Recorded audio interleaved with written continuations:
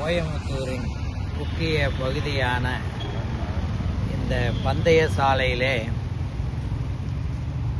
செல்லும் போதெல்லாம் எனக்கு ஒரு கனவு இருந்தது. உயிரெழுத்துக்களை இவ்வளவு அழகாக பதித்து வைத்திருக்கிறார்களே என்று மிக பெருமையோடு நினைத்துக் கொள்வேன். அந்த உயிரெழுத்துக்களுக்கு இன்று உயிர் கொடுத்திருக்கிறோம். திருக்குறளாகவே வாழ்ந்து வருகிற பெருமகன் அன்வர் பாஷா ஐயா அவர்கள் இன்று காலையிலே அவரோடு இருக்கிற ஒரு சந்தர்ப்பம் கிடைத்தது.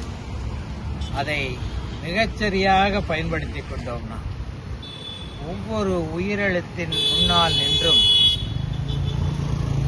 அந்த எழுத்திலே தொடங்குகிற ஒரு அருமையான திருக்குறளும் அதற்கு ஒரு புதுமையான விளக்கமும் சொல்வதற்கு ஐயாவால் மட்டுமே முடியும் என்பது என்னுடைய அனுபவம் மிகவும் பெருமையாக இருக்கிறது.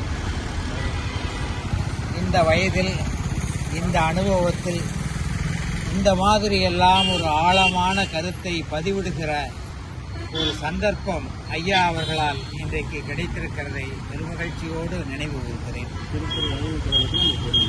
திருக்குறள் ஆய்வுக் கழகத்திலே இப்படிப்பட்ட புதிய சிந்தனைகளுக்கெல்லாம் புது வடிவம் கொடுக்க வேண்டும் என்று கேட்டுக்கொள்ளுகிறேன்.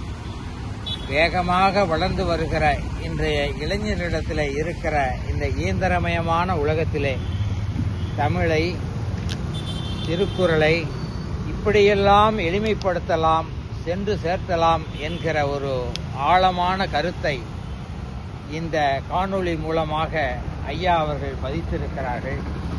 இது தமிழகத்துக்கு மட்டுமல்ல, நமது நாட்டுக்கு மட்டுமல்ல, உலகளாவிய அளவிலே தமிழ் மக்கள் எங்கெல்லாம் இருக்கிறார்களோ